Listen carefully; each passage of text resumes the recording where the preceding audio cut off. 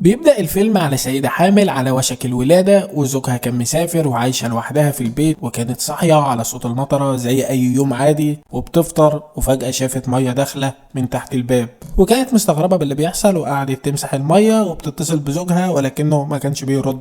ولما بتحس بتعب بتضطر تتصل بالإسعاف ولكن بيكون مشغول وحطها على الانتظار، وبنشوف منسوب المية ارتفع جدا في البيت وابتدى البيت يغرق، وفي الوقت ده بيجيلها وجع الولادة. فجأة الزجاج انكسر وبيدخل مية نتيجة فيضان قوي، بعد كده بتفقد الوعي ومش بتفوق غير وهي في المستشفى وبتكون ولدت، والمستشفى بتكون في حالة طوارئ والمية في كل مكان. وبيكون جوزها رجع من السفر ومعاها في المستشفى، وبيعرفوا ان المستشفى هتقفل في خلال 24 ساعة ولازم يشوفوا مكان تاني يقعدوا فيه. وبنشوفهم سموا ابنهم زيب، وبيكونوا خرجوا من المستشفى وكانت العواصف والجو غير مستقر. بيركبوا العربية بتاعتهم وبتكون الفوضى والزحام في كل مكان في الشوارع، وبنشوف العربية ماشية والمكان حواليهم أشبه بالمستنقعات، وكانوا رايحين لعائلة الأب اللي كانوا ساكنين في مدينة من المدن المرتفعة، ولكن بسبب النزوح الكبير من جانب المتضررين فالعديد من البلدان والقرى دي اللي على الأراضي المرتفعة سكانها كانوا بيمنعوا دخول المواطنين الغريبة. وتم اتخاذ الإجراء ده بعد ما كل النوادي والمدارس اتملوا بالناس وبيكونوا وصلوا للمدينة والأمن كان واقف ومش عايز يدخلهم. فزوجها بيقول إن هو مولود ومتربي هنا ووالده موجود في المدينة، وهي بتقول للشرطي إن معاها طفل عنده يومين، والشرطي بيسمح لهم وفعلا بيقدروا يوصلوا أسرة الأب.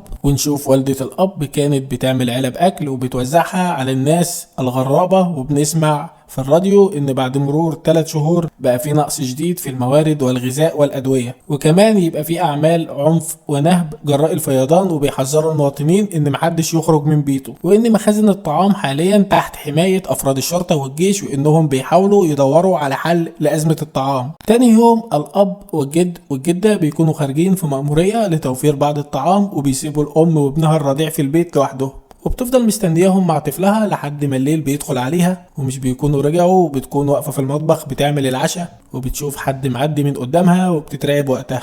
بعد كده تسمع الباب بيخبط واللي بيكون راجل وابنه، وبيقعدوا ياكلوا، بيبان عليها ان هي خايفة انهم يأذوها. وبنشوفهم بعد ما بياكلوا الاب بياخد ابنه وبيسيب لها البيت وبيمشي. اليوم التاني بتسمع صوت عربية وبيكونوا اخيرا العائلة رجعت، لكن بنشوف والد الاب بيكون راجع في العربية وباين عليه الحزن، وبيكون زوجها بيبكي ووالده باين عليه الاعتداء، والام مش بتبقى موجودة من الاساس، وتحاول تكلم زوجها ولكنه بيكون في حالة صدمة شديدة. ونشوفها شايلة ابنها وماشية في المطرة رايحة لحماها واللي بيكون واضع عليه الغضب والحزن، وبتقول له البطلة انه يدخل جوه من المطر ولكنه بيقول لها هروح علشان اتمشى، وبيكون مش طبيعي. فبتروح تدي ابنها لزوجها علشان ترجع له تاني، ولكن في اللحظة دي بيسمعوا صوت عيار ناري وبيكون موت نفسه. بعد كام يوم زوجها يقول لها انه ما بقاش في طعام ولازم ان احنا نمشي من المكان، فبتقول له نروح ملجأ حكومي، فقال لها لا مش هنروح لاي ملجأ لانه هيكون زحمة جدا. وبياخدوا العربية ويروحوا لمكان الجيش بيوزع فيه طعام، وبيكون المكان زحمة جدا، والزوج خايف انه ينزل ولكن الزوجة بتقول له ان الناس مش هيقربوا لنا علشان احنا معانا طفل رضيع، فبيقول لها انهم داسوا على رقبة امه وان الناس جعانة ومش فارق معاها الموت. وقتها بتقول له انه يفضل هو في العربية وان هي هتروح تجيب الاكل، فبيقول لها لا مش هينفع علشان انتي مصدر الطعام الوحيد للطفل، ويضطر ينزل هو. وبنشوف الناس بيكونوا ملزقين في بعض من كتر الزحمة، ونتفاجئ ان هي اللي نزلت مش الزوج. ونشوف المشهد اللي بعده بيكونوا نايمين في العربية وكان وشها كله جروح بسبب الزحمة بتاعة الطعام. وبيجي اليوم التاني وبنشوفها نازلة من العربية وبيكون زوجها في الخارج، وبيقول لها مش هينفع نربي ابننا في العربية، فبتقول له ان احنا مش بنربيه، احنا بنحاول النجاة بحياتنا. وبيقول لها ان احنا لازم نروح للملجأ. وبنشوف الملجأ بيكون واقف قدامه ناس كتير وبيكون في جنود من الجيش، وواحد من الجنود دي بيقول للناس ان لسوء الحظ لا يوجد اماكن في الوقت الحالي ولا يمكننا قبول سوى الاطفال واحد الوالدين. وقتها زوجها بيطمنها وبيقول لها ان هو يرجع لهم تاني، وما بتبقاش موافقه وبتبقى عايزه تكون معاه، ولكنه بيقول لها ده لمصلحه الطفل لانه مش هيقدر يحميهم هي والطفل في الظروف الصعبه دي. وبعد ضغط شديد من زوجها بتنزل وبتروح الملجأ، ولما بتدخل بيعرفوها المكان اللي هتنام فيه، وبيقولوا لها ان مفيش اي ميه سخنه في المكان وانهم بيطفوا النور الساعه 9. وبنشوف الملجأ بيكون مليان بالاسر. اليوم التاني بتاخد ابنها وبتخرج لجنينه الملجأ، وبيكون في ناس خارج السور شكلهم غريب جدا. وقت الغداء بنشوفها بتتعرف على سيده معاها طفله وبتتصاحب عليها، وبتسيب ابنها للست دي وبتروح تلف حوالين السياج بتاع الملجأ، وكانت بتدور على زوجها ولكنها بتشوف حد كان بيبصلها بصة غريبة. بعد كده بنشوف بعض الأشخاص المسلحين وكانوا متوجهين لسياج الملجأ، والأسر بيسمعوا الصوت وبيصحوا، وبنسمع صوت طلق ناري. بنشوف النزلاء في الملجأ كانوا بيهربوا بأولادهم، والمسلحين دخلوا وأخدوا كل الطعام اللي داخل الملجأ، والبطلة بتاعتنا وصاحبتها بيركبوا في عربية ناس غريبة وبيهربوا. وبعد ما بيخرجوا من المكان بتطلب منهم إنهم ينزلوهم على جنب، وفعلا بينزلوا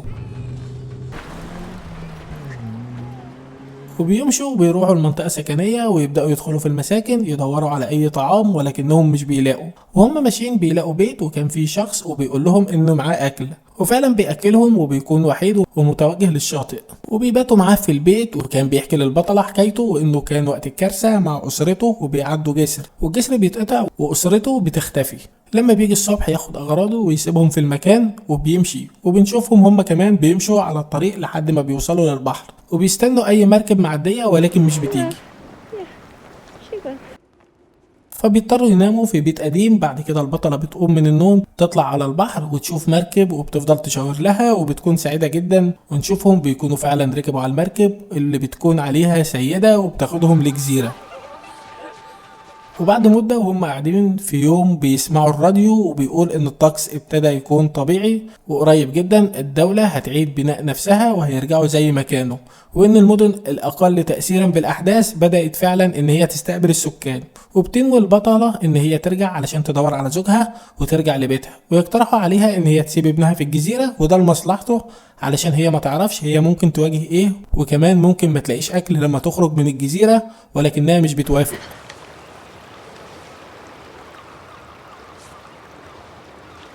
وفعلا بتركب القارب وبترجع على البر التاني علشان ترجع بيتها، وبتكون ماشية على رجليها مسافة طويلة جدا وشايلة ابنها ومفيش أي حد في المنطقة، وبيكون الأكل بدأ يخلص. بعد كده وهي ماشية بتشوف أرنب ميت، بتاخد الأرنب وبتطبخه، ونشوفها متعورة في رجليها، ومع ذلك بتتابع سيرها وتقابل وقتها سيدة وكان معاها عربية، فبتطلب منها إن هي تركب معاها العربية وتوصلها، وبتتفاجئ بان الست بترفض. بعد كده بيجي ابنها وبيحاول يهدي الست دي، فالبطلة بتاعتنا بتستغل الفرصة وبتتسحب وبتركب العربية وبتاخدها وتمشي، وبتروح لمكان وبتركب الاتوبيس. بعد كده بتروح لمحطة وبيبقى متعلق عليها صور للمفقودين، وبتشوف صورتها في وسط الصور دي، وبتضطر ترجع للملجأ من جديد وتقعد كام يوم، وبعدها بتاخد مركب علشان تكمل رحلتها، وبتكون ماشية في وسط الشوارع المليانة بالمية. واخيرا نشوفها قدرت توصل لبيتها بعد معاناة ورحلة كفاح، ولما دخلت البيت لقيته مدمر تماما وبدأت ان هي تنظف فيه.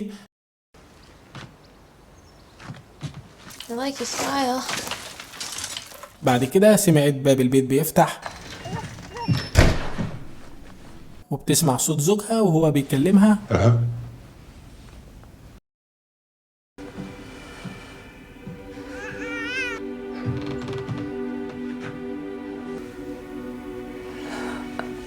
وكان وقتها المشهد مؤثر جدا، وبيكون زوجها كان لسه برضه راجع البيت وكان باين عليه الاجهاد الشديد، ولما بيشوف ابنه مش بيبقى مصدق نفسه، وابنه بيقوم وبيروح له، وبكده بيكونوا نجحوا انهم يتجمعوا من جديد بعد ما افترقوا. ويخلص فيلمنا على كده. لو عجبكم الفيلم ما تنسوش تشتركوا في القناه وتبصوا على الملخصات اللي فاتت وتتابعوا الملخصات الجايه. اشوفكم في ملخص جديد قريبا، الى اللقاء.